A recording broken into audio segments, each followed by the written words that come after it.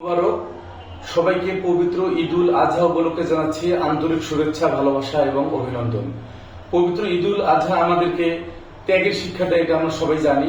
সেই ত্যাগের শিক্ষাটি যদি আমরা আমাদের ব্যক্তিগত জীবনে, পারিবারিক, সামাজিক, রাজনৈতিক এবং সামগ্রিক জীবনের প্রতিটি পদক্ষেপে, প্রতিটি ক্ষেত্রে আমরা যদি এই ত্যাগের শিক্ষাটা আমাদের বাস্তব জীবনে বাস্তবায়ন করতে পারি, তাহলে আমাদের ব্যক্তি জীবন, পারিবারিক জীবন, সামাজিক জীবন, রাজনৈতিক জীবন, রাজনৈতিক অঙ্গন, পুরো সমাজ সুখে শান্তিতে ভরে যাবে।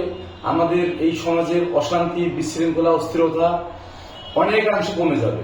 এই জন্য আমি সবাইকে আহ্বান জানাবো, আমরা এই পবিত্র ঈদুল আজহার যে প্রকৃত শিক্ষা, অর্থাৎ ত্যাগের শিক্ষা, সেটি যেন আমাদের বাস্তব জীবনে যেন আমরা বাস্তবায়ন করি, সেই আহ্বান সবাইকে আমি জানাই।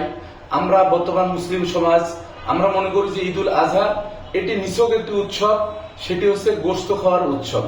কিন্তু এটি যে শুধুমাত্র মাংস বা গোশত খাওয়ার উৎসব তা নয়, এর মাধ্যমে আছে আমাদের একটি মহান শিক্ষা। আমাদের নবী হযরত ইব্রাহিম আলাইহিস সালামের মাধ্যমে মহান আল্লাহ আমাদেরকে যে শিক্ষাটি দিয়েছেন, যে আমাদেরকে ত্যাগ করতে হবে। আমরা যদি আমাদের প্রিয় বস্তুকে ত্যাগ করতে পারি প্রতিটি ক্ষেত্রে, তাহলেই আমরা আমাদের মহান আল্লাহর সন্তুষ্টি অর্জন করতে পারবো এবং এর মাধ্যমে আমাদের সমাজ, রাষ্ট্রের, আমাদের ব্যক্তিগত পারিবারিক জীবনের অনেক অশান্তি দূর হয়ে যাবে এবং এটি একটি প্রকৃত শিক্ষা। অর্থাৎ আমরা যদি মনে করি যে এটা শুধু ঈদের দিনে পশু কোরবানির মাধ্যমেই এই উৎসবটি, আমাদের ত্যাগের শিক্ষাটি বাস্তবায়ন হয়ে যায়, বিষয়টি তা না। এই শিক্ষাটি নিয়ে আগামী 1 বছর যেন আমরা আমাদের প্রতিটি ক্ষেত্রে ত্যাগ আমরা করতে পারি, এই শিক্ষাটি মূলত আমাদেরকে দেওয়া হয়েছে এবং সেটি যেন আমরা বাস্তবায়ন করতে পারি।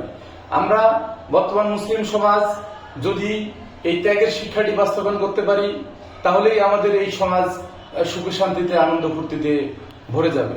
সবার প্রতি আমি এই আহ্বান জানাই, আমরা ঈদুল আজহার যে প্রকৃত শিক্ষা, সেই প্রকৃত শিক্ষা যেন আমাদের জীবনে আমরা যেন বাস্তবায়ন করতে পারি, এই আহ্বান রেখে সবার সুস্বাস্থ্য দীর্ঘায়ু কামনা করে আমার কথা শেষ করছি। সবাই ভালো থাকবেন, সবাই ত্যাগের মহিমায় আমরা উদ্ভাসিত হই। আসসালামু আলাইকুম, ঈদ মুবারক।